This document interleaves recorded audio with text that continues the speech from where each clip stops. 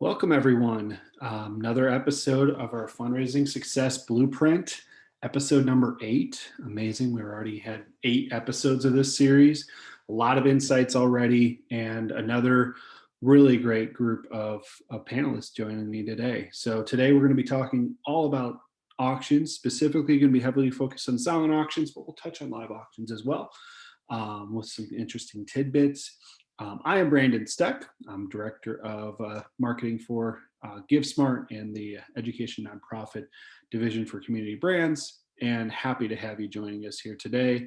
We are really excited to have our panelists, which, with this series, we have found it to be very important to have you hear from your peers, organizations that are out there dealing with the different challenges that you are and addressing those with some of their own creative ideas. So we're going to share some interesting insights, some data, which everyone knows as I share things, I always love to go to the data, and some different ways to look at your silent auction and auction items. So for our panel today, our silent auctions, what's so special? We do have Julie Beck and Holly Fain from Rodeo Austin. We have Jeannie Kimbrell with Friends Seminary School, and we have Nick Warrington from Wright State University. So from Ohio to New York to Texas, we've got a great group here, and really happy to have you all joining us today to talk about one of my favorite topics, which is silent auctions. Bit of housekeeping things here and kind of a few tips. On Zoom, to see all the panelists, we do have gallery mode. So when we're speaking as a panel group, just kind of chatting, you'll be able to see everyone speaking. And when I'm sharing my screen here, you'll be able to see who's addressing the group. And then if you have a question, we do have a Q&A section.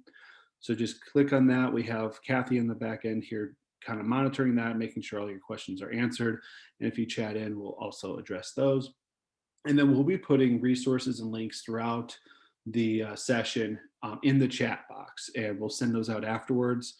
And to answer the first question that we get pretty much every time, we will send the recording afterwards, so you can go back and get those tidbits that you may have missed, and listen back to all of our entertaining content, as well as maybe the random but not so well done jokes that I'll make.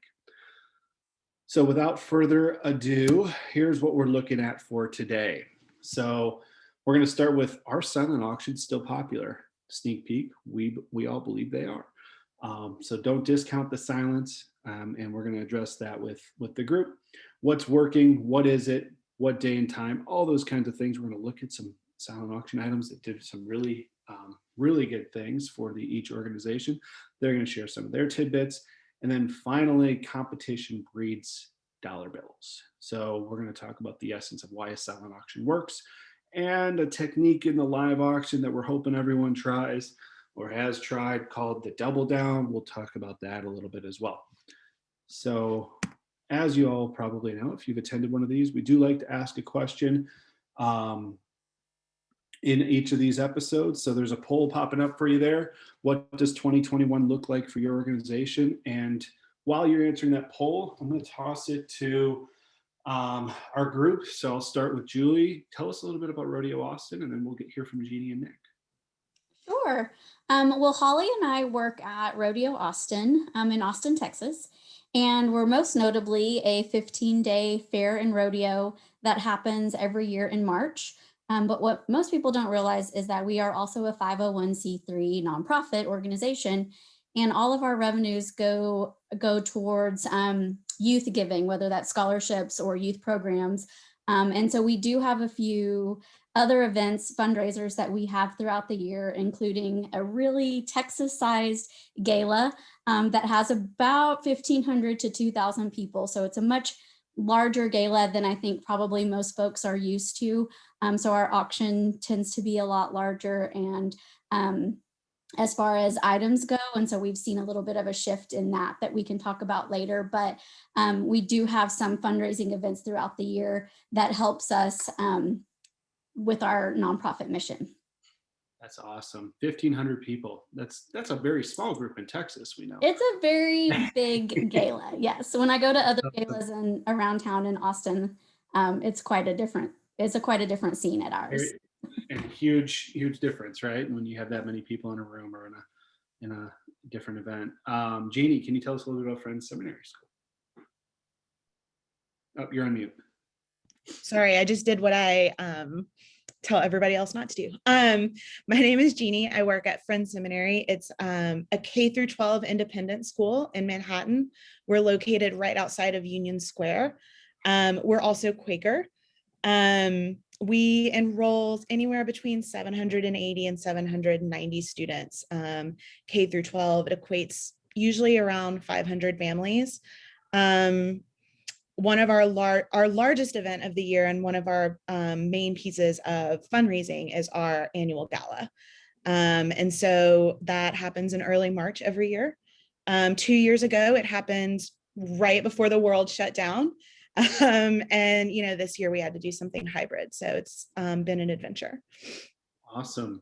And then Nick, out in Dayton, Ohio, there, Wright State University. Can you tell us a little about your organization, your team? Yeah, good afternoon, everyone.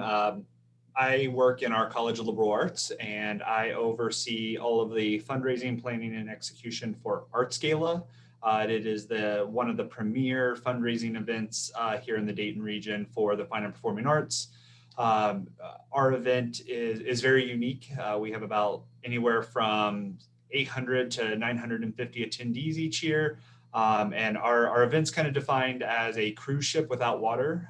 We have about 13 different live performances that are happening simultaneously throughout the entire Creative Arts Center building here on campus.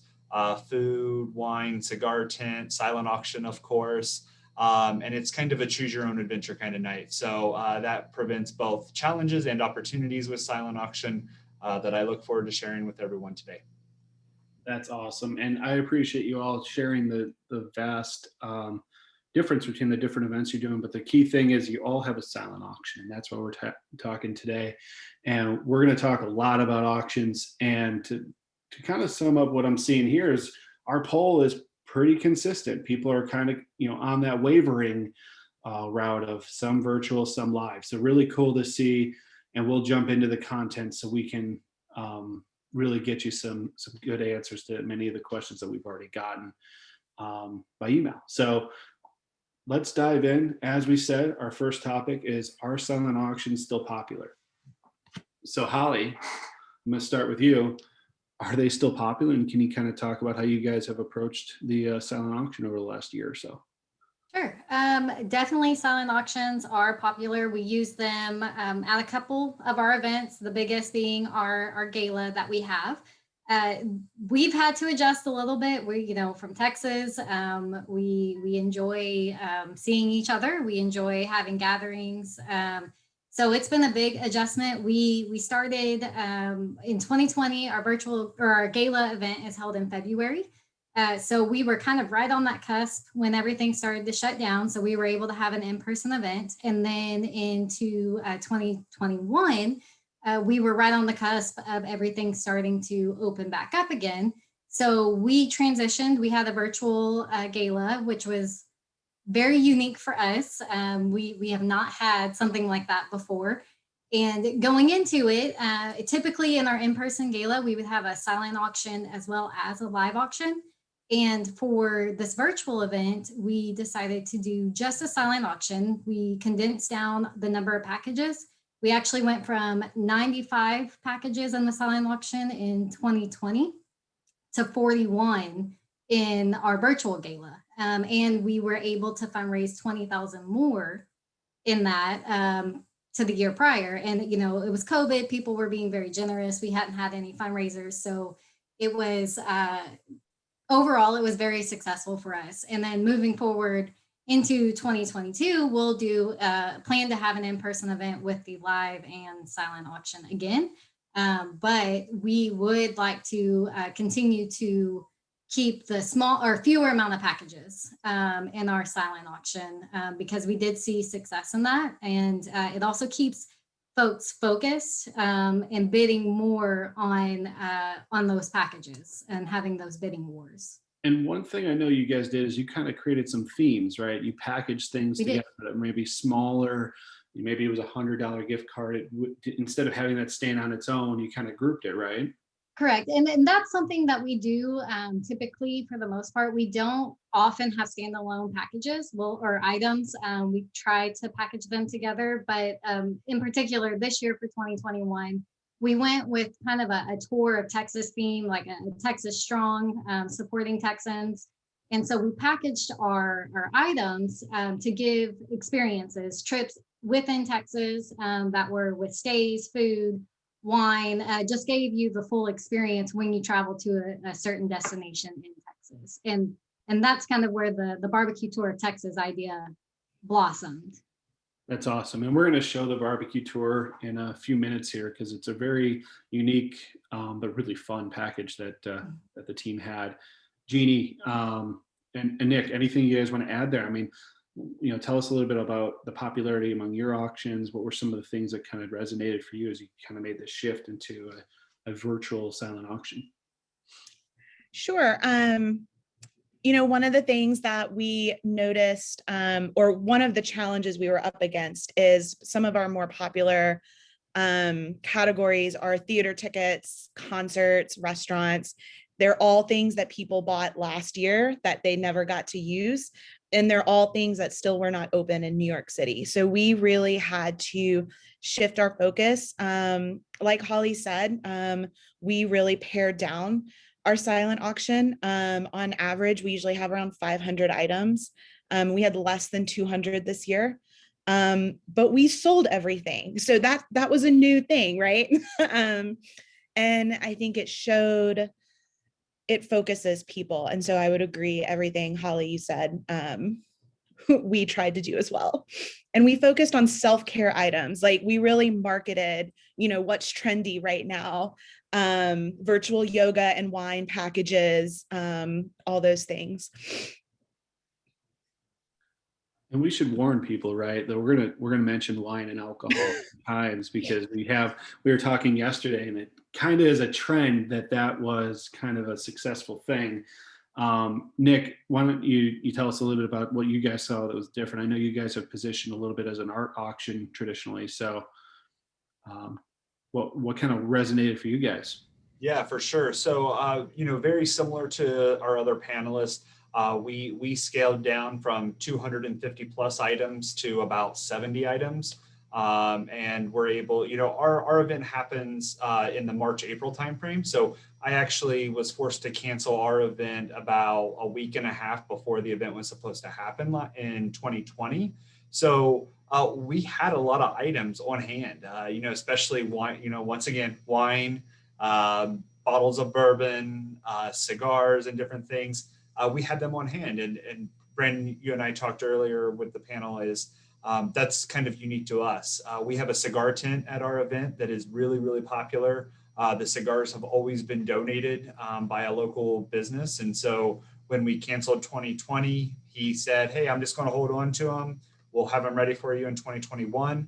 In 2021, we canceled again after trying to be as optimistic as possible. And, so then he donated and he said, hey, yeah, let's put these into the silent auction. If people love them as an experience at the event, let's put it together. And we had talked about putting together, like separating the cigars out and putting them in like an Arts Gala gift bag or something to kind of do a virtual event. And we decided to pivot away from that and just put the boxes in as part of a silent auction package, and did really, really well. So we recognized our audience and was able to give them a little bit of the Arts Gala experience through the silent auction. And as you guys are putting these packages together and kind of pricing things, what kind of best practices did you use to get a price, based off of your fair market value? And fair market value is typically what something would cost if someone went to market to buy it. Hard to determine on some things, but when you're pricing these things, what kind of things made it a little bit easier to get to that number and figure out where to start? So typically for us, the fair market value, I think when we're packaging things, like I said, it's standard practice for us to package multiple items together. We try to not get too high on the pricing.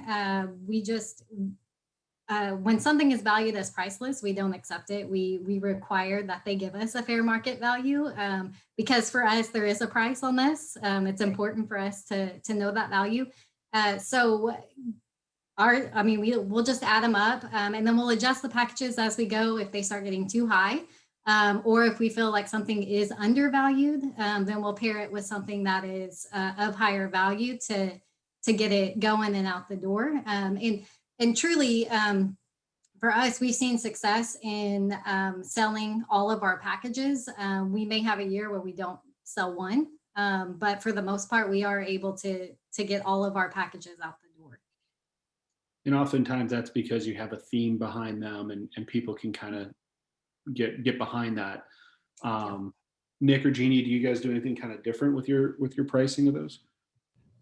We're a little different on the other end of what Holly was sharing with the fair market values. We try to create those kind of priceless experiences. And we've actually received feedback from some of our participants that say not necessarily seeing a fair market value encourages them to bid more. Once they see that fair market value published, there are some people that just kind of shut down and say, wipe my hands of it and move on. When we put priceless, or we talk to a restaurant about, hey, can we do a wine dinner for a chef's table dinner with wine for $6? The response from the restaurant owner is like, we don't know what we're going to cook yet, so therefore this is a priceless experience. Versus someone saying, okay, it's a $3,000 experience, divide that by 6 people. Okay, I'm only going to bid X number of dollars on it. It allows them to focus on the mission of the organization and focus on knowing that they're supporting a good cause versus spending too much money. Yeah, and that's a good point. There's like two ends of the spectrum. So I'm hoping Jeannie can break the tie.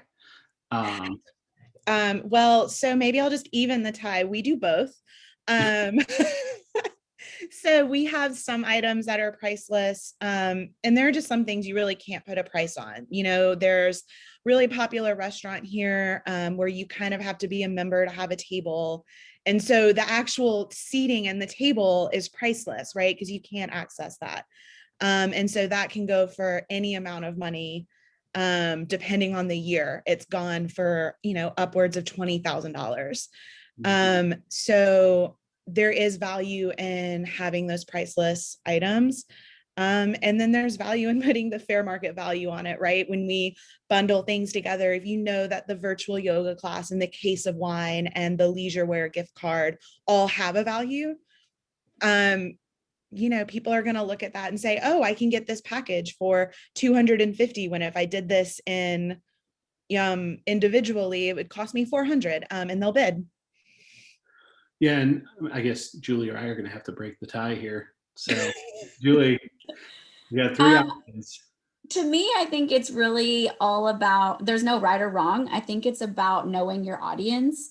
I think we know with our audience, they sort of need the guidance. We're always, if we just put priceless, then who knows what you're going to get. And our clientele and our guests really like that guidance of like, what is appropriate in this range. And so I could say this 10 times on every topic on your agenda slide of like just knowing what your audience is. I know that Nick and Jeannie have talked a lot about that art sells really well at their events and it just doesn't sell at our event. And I think art is one of those things that could be priceless, right? Like that's hard to put a dollar value on. So I think there's benefits in that. And then we just know art's not going to sell with our guests. And so we've been able to find a middle ground of bundling packages that we feel like we can come up with a pretty good price point that will help guide our clientele. So I think there's no right or wrong way to do that. It's knowing how you're going to get the most out of your guests. We get the most out of our guests by giving them guidance. But I think I certainly can see the benefits of not putting a dollar value on there and getting more money by not doing that. Well, it's certainly you have to balance it on knowing who is participating, right? Like there's some things that people are going to know the value of just by Googling them too. If they Google all the gift certificates that Holly has in a package and they find out the fair market value is $1,500 and your starting bid price is $1,100, they're going to be like, well, that's not really fair. So being open on that, maybe that fits really nicely with the model that they're doing there. But for Nick's stuff, as we'll look and see, some of it is, one of a kind art, those kinds of things that there's technically no value out there for it. So how do you guys handle pricing that, Nick? Do you have kind of a baseline that you start those at? And then we have a follow-up question to that as well of how do you handle, tax deductions on that? And I know you're not a tax consultant, but if you can give us kind of at least a quick glimpse into that of how you guys handle it, because I know that's a very popular question. It is, and it's also a very gray area question, right? It depends on who your auditor is. But, with fair market value, one with art, to answer that question, right, it is difficult because one, we're doing a lot of student artwork. Technically, the IRS categorizes fair market value of art as the cost of the materials to make the art. So you're talking paintbrush, paint, or, it's not even the equipment required. So one of the things that we've been working with our foundation on is any of the 99% of our silent auction items that come through are being listed as miscellaneous income. We make it very clear to our supporters that 100% of their support and purchases are going to the mission of Arts Gala, but they are not considered tax deductible charitable gifts. So in the Midwest, I think in here in Dayton specifically, we have a very charitable community, and they know that they're buying a good, and it's something that they want to have, and they're not really thinking about the tax benefit. We do provide like adopt a student programs where it's a scholarship, and then those are separated out, and we consider those scholarships, and so then those are considered charitable donations to the University Foundation. And so the way that we categorize them allows us to get around some of that fair market value. And we do list the fair market value in some of our items, but it's really hard. I'll give you one example. I just, with another local nonprofit last week, bought a bottle of Blanton's single barrel bourbon because I'm a bourbon collector. Fair market value is $70. But here in Ohio, the way that liquor laws work, I can't go to the liquor store and buy a bottle of Blanton single barrel on a Saturday. You have to wait for a special release, or it's a commodity to get your hands on some rare bourbons. And so, fair market value is really underselling that bottle of bourbon if we were to promote it, because I paid $250 for that bottle of bourbon because I love that organization and I love their mission, and I get a bottle of bourbon for it. You're preaching to the choir on Blanton's too. Just saying, huge fan. No, that's very, very helpful. And I think for many people, there's a lot of questions coming in. I want to address a couple more here. So Jeannie or Holly, how do you handle it when a board member wins a prize? Have you had that happen? Is it a challenge, or is that just another opportunity? For us, it's pretty standard. A lot of our buyers are people who are volunteers or are board members or executive committee. So they're actually some of our top buyers. So for us, it's not out of the ordinary. We appreciate that they do that. Also for us, it makes delivery of the items fairly easy. And they also compete against each other on bids, which makes it a lot of fun for them and for us to see as well. Agreed, Nick and Jeannie. It's really an opportunity, right? They're board members, they're bringing guests. If they want to compete with those guests, even better. Board members are donors as well. Just maybe buying their own thing is sometimes questioned. I've been a board member and bought something that I donated to. That was mostly because I donated something that I really wanted to keep. The only thing I'll add is the only thing we restricted here in my office. We did a Peloton Raffle as part of our silent auction program this year. And since myself, my administrative assistant, and our dean were going to oversee the randomization selection of the winner, no one directly related to the three of us were allowed to participate. But I will tell you, we had the Peloton bike donated by our local business journal.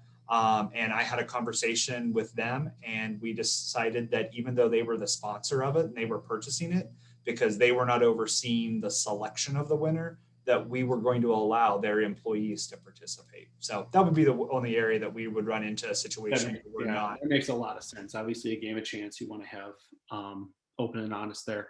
A big question, and then we're going to move on to our next section. And this is for any of you who want to address. We know companies and restaurants and businesses in our area have struggled. How have you gone about asking them for auction items? Nick, I know we discussed this specifically yesterday. I know in Jeannie in New York, there's been some unique situations that you've had. So if you guys can talk a little bit about how you've kind of gone about asking and positioning that, and specifically on what you asked for and then the time frame, I think that would be helpful for everyone. Well, I can give you an easy answer for this. This year, we did not solicit restaurants in New York City this year. We have a committee of volunteers and parents, and some of them are restaurant owners, and it was just sort of a consensus among us not to ask this year. I think we sold a significant number of gift certificates the year before that we were asking the restaurants to extend. And it felt like too much of an ask on our part. So my answer is sad, but easy. And I know Nick had some really creative things that you did. Yeah, so we went a different path. From the very beginning, we were wanting to be really mindful of especially our local restaurants. There were a few bigger chain restaurants that I just kind of went out and asked no hard feelings if they say no, because I know that they're reporting up through a franchise. But especially our locally owned restaurants, I was actually willing to pay them for their experience. And so I created a consignment document where I went into a restaurant, met with the owner or the executive chef, and said, hey, in years past, your package has been one of our more popular packages. We know it's been a rough year on you at a time where you are struggling to pay your employees. I hate asking you for a donation. So I would love for us to be able to meet in the middle and come up with some sort of compromise. And, if we did a consignment, I would just set our minimum bid above what that consignment was, right? So then I'm making the net profit.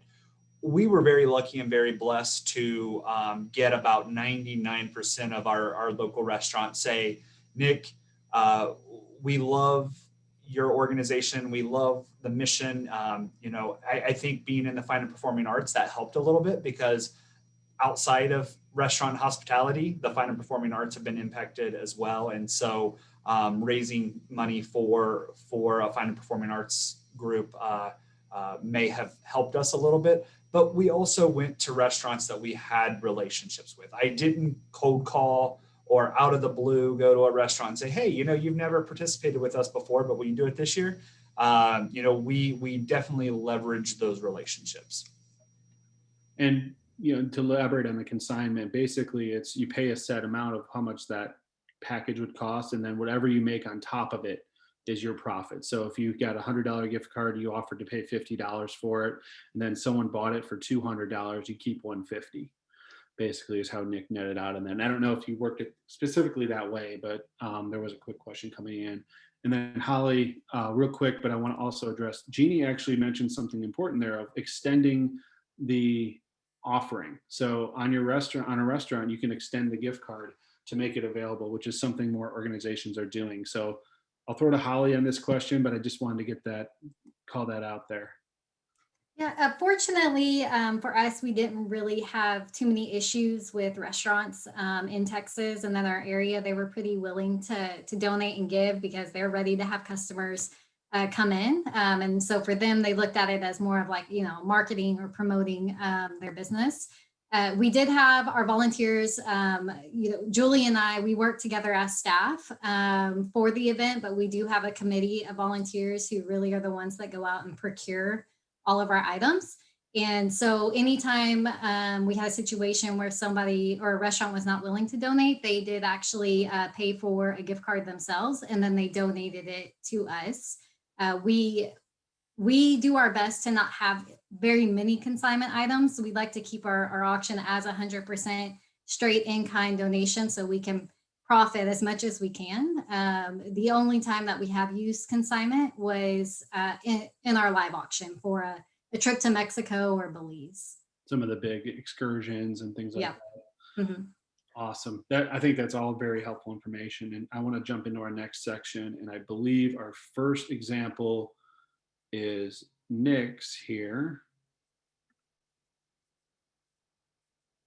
All right. So Marmalade Sunset, some student art, Nick. Tell us a little bit about this auction item, why it worked, and then we'll show the next one, which I think you touched on a little bit already with the cigars.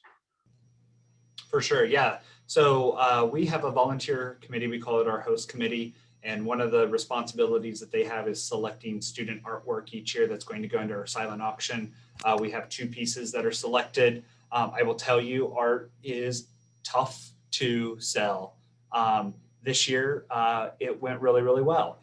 There's other years that they sit there and, either myself or our dean or someone does a sympathy bid and buys the student artwork because we don't want it to go unsold. But I think that we've continued to try to tell our students, think about the consumer. Don't think about what you're learning in the classroom. Pop art per se. And this piece really resonated with that. And this was kind of proof to our department and to our students, like, hey, you're a student artist, and look what was able to happen. And this is a pretty exciting piece. It's great justification for them, and totally a nice win. Plus, it brings something where it's one of one, right? There's no other Marmalade Sunset done by Emma Smith out there. So kudos to that. And then we had some questions on how the cigar tent kind of worked as well. So we might as well talk about that while we talk about the cigars, and then we'll keep going. But this obviously was unique, where you had the boxes in the auction versus at the tent. Yeah, and I think this is too, Brandon, where we were talking about a couple of days ago about knowing your audience and having those clusters of people that are having bidding wars against each other, but they're all going after the same items, right? So if you went back through and looked at the 7 different cigar boxes that we had, you would see that it was a lot of the same names going back and forth, going after all of the different boxes of cigars. And it was the same with some of our restaurants. It was the same with some of our wines. With the cigar tent, it is an opportunity for revenue generation for us. From the get-go, we've been doing Arts Gala for 22 years now. From the get-go, we have always did drink tickets. So with your ticket, 2 drink tickets, and then it's cash bar the rest of the night. That's how we generate revenue as well, is no open bar. But we have a cigar tent that we do a specialized bar for. And you can go out to the cigar tent, and we get 2 volunteers, usually from one of the cigar shops or from the donor. He has a few colleagues that are usually willing to volunteer. And we do a donation-based cigar tent where you come up and you can make a suggested donation and you get a cigar. They'll cut it for you. They'll help you light it. You get a lot of people that want to try a cigar for the very first time. And so we strategically select those. Here in Ohio, all of our universities have become smoke-free campuses. So that was a challenge a couple years ago. I will tell you, we had to jump through some hoops, and we have to go to our board and our president every year and ask for an exemption to that policy for Arts Gala. But it brings in maybe $250, $500 a night for Arts Gala, and we've always had them in our silent auction as well. But it is something unique, and it goes over really, really well. And I do think I saw someone asking that they're having a James Bond themed event, and I think that if you do it right and you can find the right partner, that this would be a great addition to your event. I will tell you, we're looking at expanding it going into 2022 and making it more of an open air. It's a closed tent. So you through the night, you get to realize how many people have been in the cigar tent because people start smelling like cigars. But we're trying to work around that as more of our population is becoming a little more health conscious.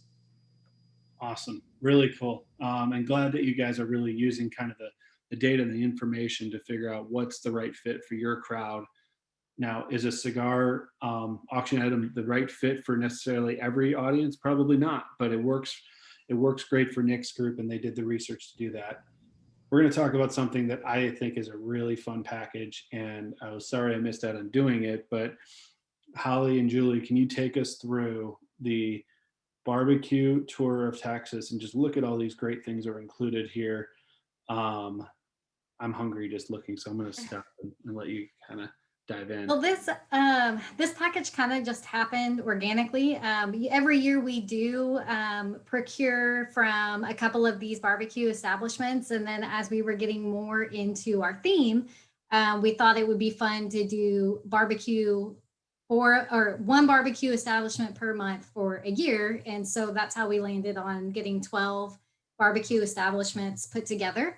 And the way we organized it too, I felt like was pretty important, because there can be so much content in describing these packages. And so doing the bulleted points kind of made each donor stand out individually.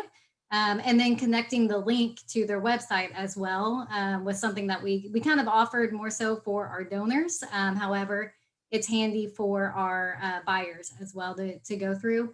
But we start with Snow's Barbecue. They're huge in Texas. They've been Texas's #1 barbecue establishment for years and years, and they're actually located just down the road from me. But they offer the VIP tour experience, and so we wanted to really focus in on that and make that the beginning of our package.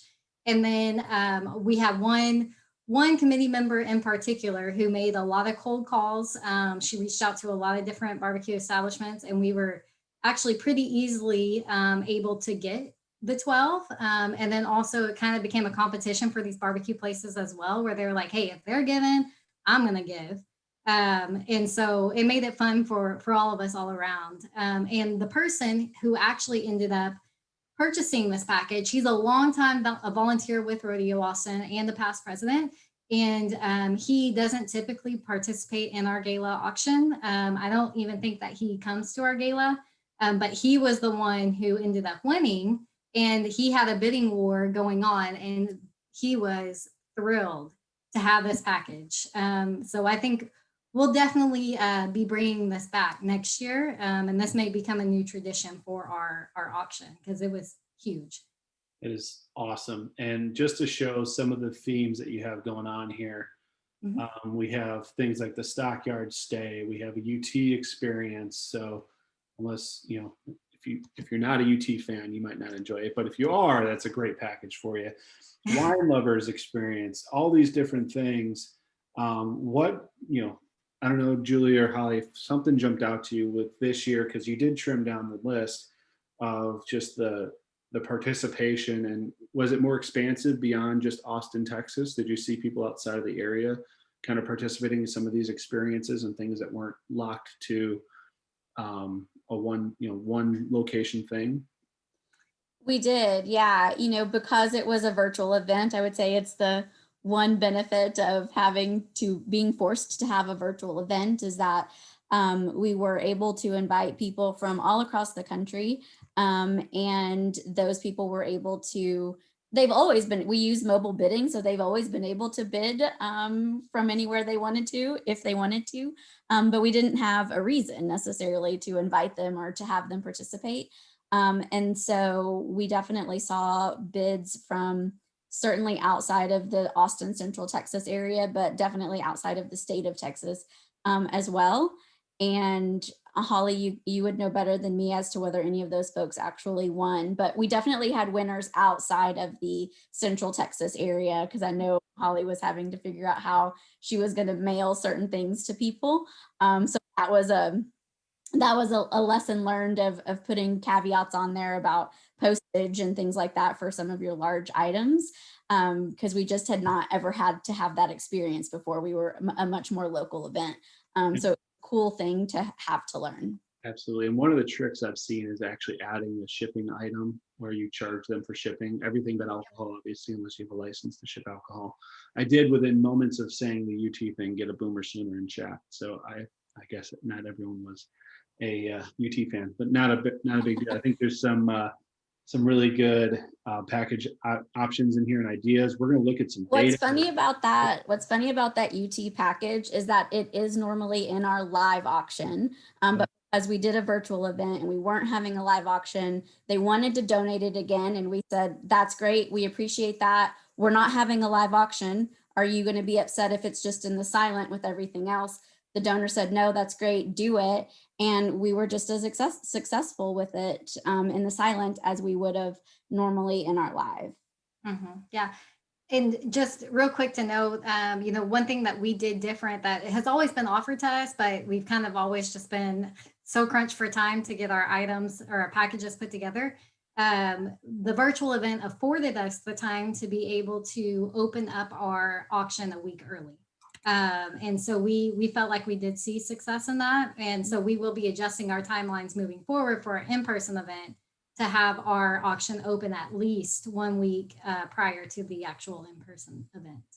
Yeah. That's a great call out, Holly. Jeannie and Nick, did you guys also open about a week early or more? We opened a couple days early. We sort of did a marketing push starting a couple weeks out, and then kind of did a big countdown to when it opened.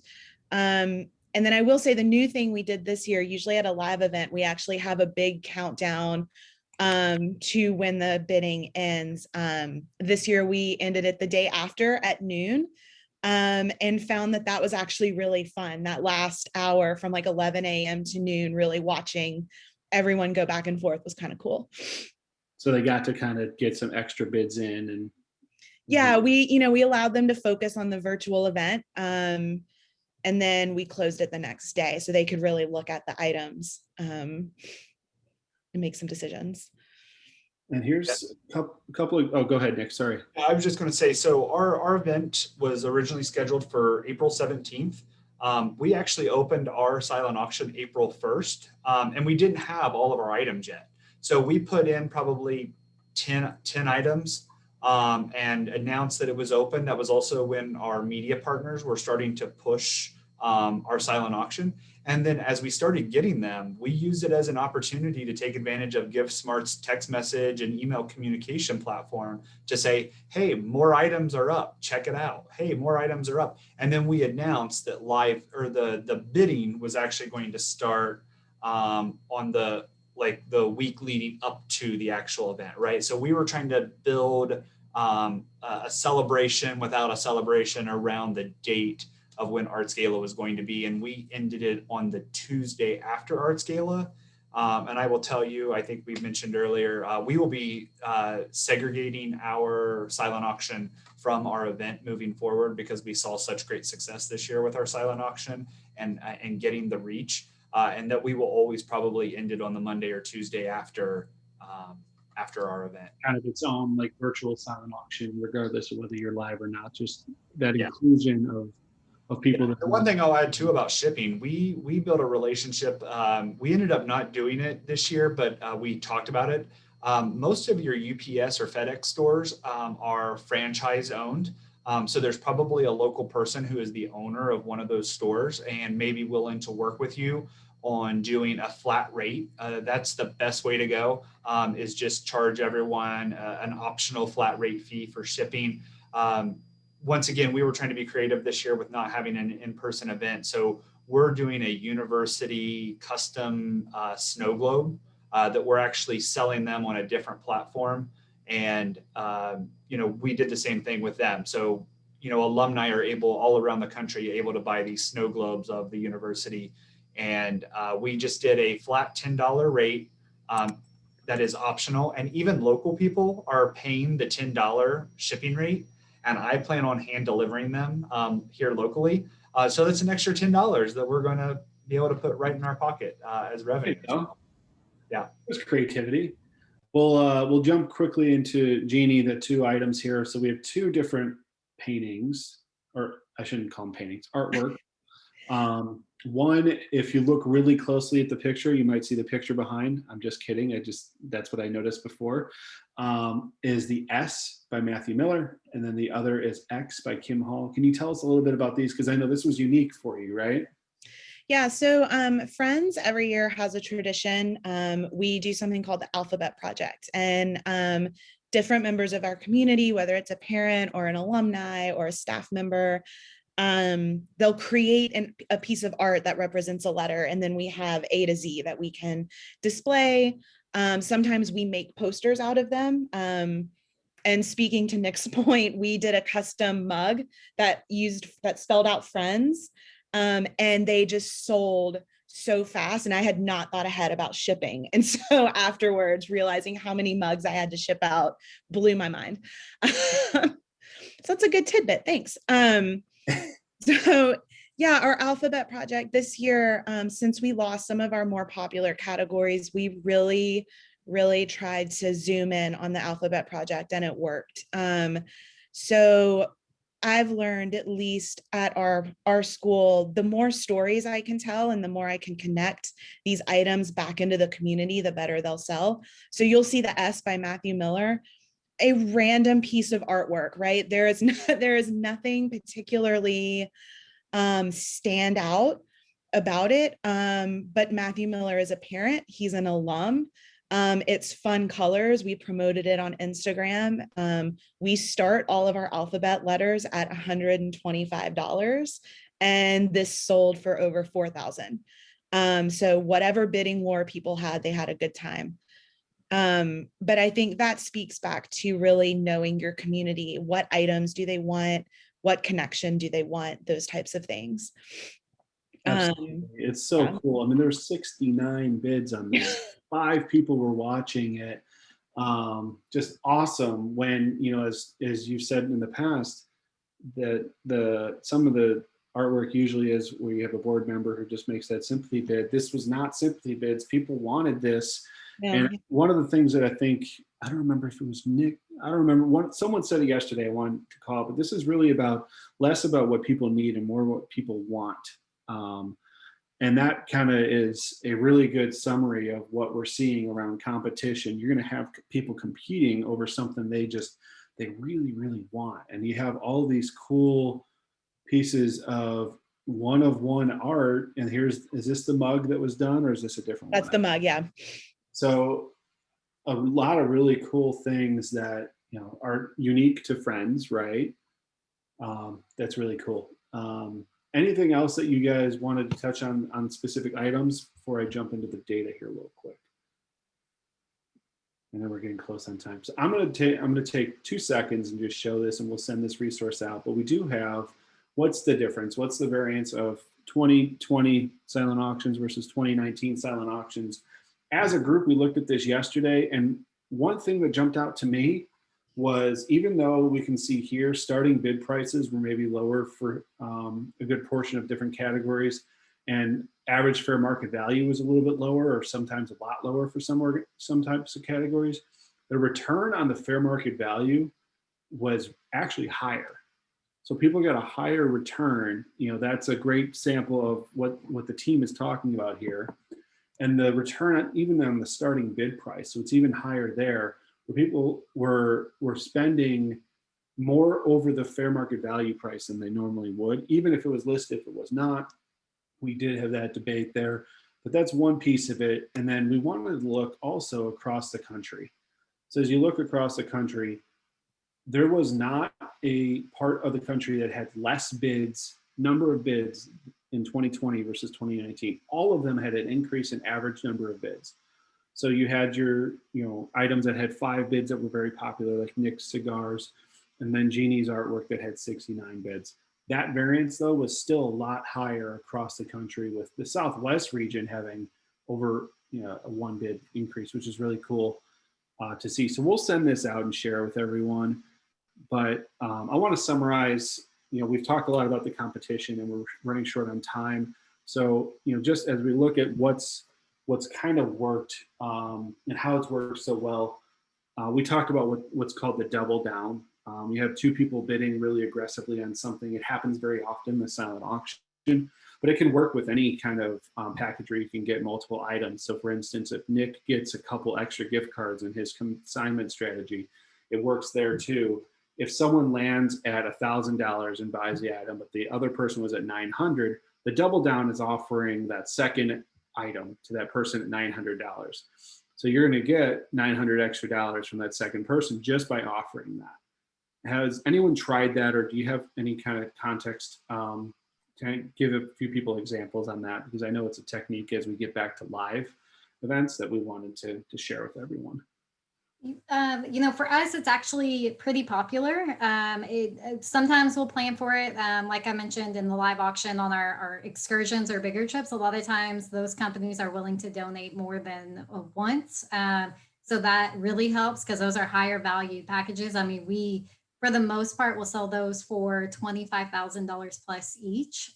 So it's huge for us. One unique thing is we had a puppy one time, and we sold 2 or 3 times, I can't remember, but the first time the person who bought it donated the money back to Rodeo Austin, and then the second buyer was able to take it home, which was pretty cool. And then we actually had a couple in our event this year, one being a trip to Rockport, a fishing trip that sold twice, and then also crawfish boils tend to sell multiple times as well in our organization. So it's something that is standard for us to do, and it makes a big difference. I mean, it's free for us, and it makes multiple buyers happy to be able to have the same experience. And it practically doubles your revenue on that item. Yep. Right? We also leveraged the partnerships, for some of the restaurants and different groups that we're working with. Like, we had one restaurant that did brunch for 6, and the owner of the restaurant said, "Hey, send me some information on your Arts Gala silent auction, and I have some loyal customers who come in for brunch every single weekend, and I'll share it with them and let them know whatever the winning bid is. If they want to bid, if they want to pay for that same experience, I'll offer it to them and make the donation to your organization." And so, kind of on the flip side, we weren't doing the double down. But we built a relationship and had one of our partners help us do the double down and make multiple offers for an experience. We do the double down in our live auction mainly, and that's just to sort of build the excitement. So we'll obviously ask in advance with the donor, would you be willing to donate this a second time if, the bidding war is really exciting? Most of the time they do, and then we'll throw it in at the end. So we found that really doubles our live auction income, which is really great. We've never done it at the silent auction until this year with the letter S. And the artist was willing to do another one since there was such a demand for it, which was also really exciting. But we've never done it for the silent auction. I'm debating, what that might look like moving forward. But it's definitely part of our live auction, and we found great success, and it's a really great energy builder in the room.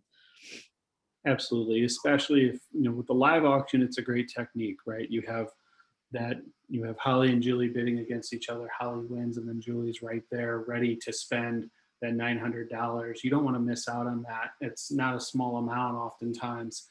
What's cool about the silent auction is you also have the data. If you're using a platform where you can say, so and so, you missed out on this, but actually, you know what? We just got another one donated, or the next 3 people, however you're able to do that. If you have donors that are willing to give those extra items, it's a nice way to kind of make up the difference if you're trying to hit a certain number of goals. So have that in the back of your mind as you're building out your auctions. I know we only have a few more minutes left here, but one of the big questions we got throughout as we get into our question session here is about the thresholds for pricing and how you kind of start the bids. And I know we addressed this a little bit earlier, but does anyone have have you used a formula to kind of say we're going to do 40% of fair market value? Or like Jeannie, you said you start all of the letters at 125. Art's harder, like we've mentioned. It's a lot harder. So we try, we're a Quaker institution, so we try to make everything as equal as possible. So with the Alphabet Project, we start everything on the same level. Otherwise, we go at about a 50% fair market value. sometimes we'll gauge an item and maybe you go a little more, or a little less, depending on what it is. But generally it's 50% of fair market value. In Julie, Holly, Nick, is that pretty consistent, or is it? Yep, we do 50% as well on most of our items. I think a couple of years ago we were a little bit lower. We were doing 30-40%, and then over the last couple of years we've decided that 50% is really that sweet spot. And actually, you know, that's something through GiveSmart that's been recommended to us, and we've tried it out and we've seen success in doing that. We're all over the place. You know, we have some items that we get every single year, and so we kind of know what they're going to go for. But you know, I try to use my gut and know here in the community what I think is going to work and what's not going to work. I will tell you, we had a brand new cocktail restaurant open up in town, and they did like an experience. So I think this is something really important. So they did an experience. They did 7 experiences for 2, but it wasn't until September, and it just was not selling. And I'm like, what the heck? Like, this is one of the hottest locations in town. No one's buying it. And feedback that I received was it was way too far. It was too far out of sight. Like September for an April event, people weren't thinking in September. You know, my mindset as the event planner was, oh, they got plenty of time to plan. It was way too far out for them. But I mean, I ended up dropping the price a little bit throughout the auction just to play with it, because at the end of the day, I was just making sure we weren't going to lose money on it. And then it started climbing, right? So my professional opinion is don't be afraid to drop prices to get people excited, and you'll be surprised how quickly they climb right back up.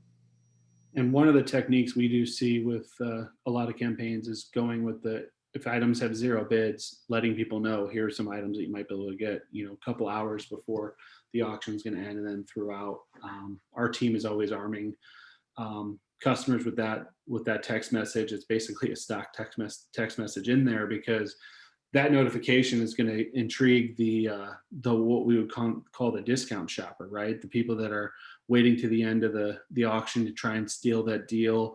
They're watching it. That might get them to finally participate, because you do have people who think they have the strategy to win, and that's part of the competition of it all. So a lot of really good things there. We're getting short on time, so we're going to wrap up with the session there. But just a reminder, we do have episode 9 coming up next week on Thursday. We're back to Thursdays, and that will be on revenue enhancers, instant items, raffles, games. Maybe we'll talk about the Peloton Raffle and see how we can win that next time. But that is going to be all around those types of things to add on to your campaigns. And then we have on June 8th, a webinar all about donor segmentation, which will be with Brandy Keller, our VP of product marketing or product. And we're going to dive into a lot of really good stuff there and some techniques. So excited to have that. Thank you everyone for joining, and especially a big thanks to our panelists. You guys are doing some incredible work. We're happy to support you. I know we didn't get to everyone's questions. We had tons of questions coming in. We did get questions that are directed to each panelist, and they are willing to answer questions separately. So if you email me or reply to our email afterwards, I will get you introduced to whoever you have a question for, and then we'll go through the chat as well and make sure we forward you over and do intros. But thank you all again. I really appreciate it. I had a blast, and hopefully at the next silent auctions for everyone, they've all got some new insights. Take care, everyone. Have a good day.